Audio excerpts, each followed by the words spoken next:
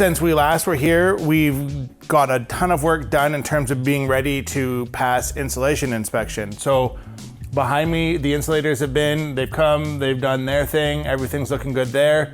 The Sprucehill team has been hard at work completing all the fire stopping activities. So what I want to show you today is just a couple of the things that we've had to do in order to make this inspection ready, basically.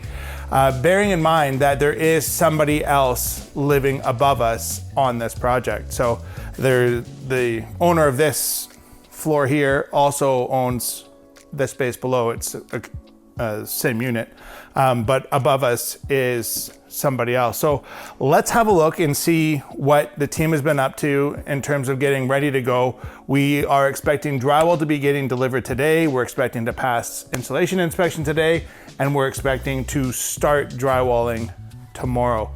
Let's turn it around and see what's going on.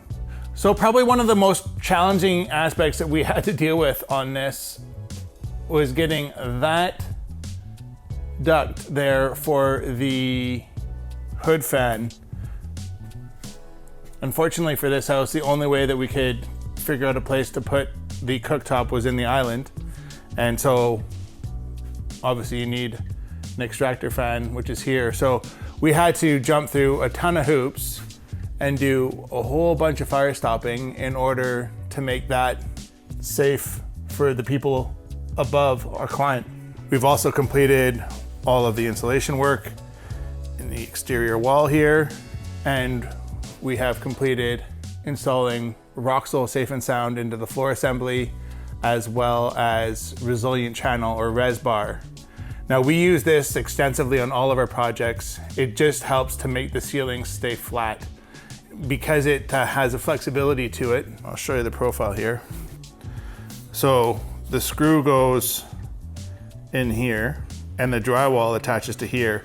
And so what it does is it decouples the drywall from the floor joist. So it reduces the drum effect that would otherwise happen in the floor assembly. Again, over here, we've got our absolutely fantabulous two-sided fireplace. This is gonna look so cool when it's done. Also, the reason this is painted here is because it needed to have vapor barrier paint applied to it to act as a vapor barrier. To meet code, I don't know if it's really necessary in the grand scheme of life, but we do what we have to do. Thanks for watching. Have yourself a great day.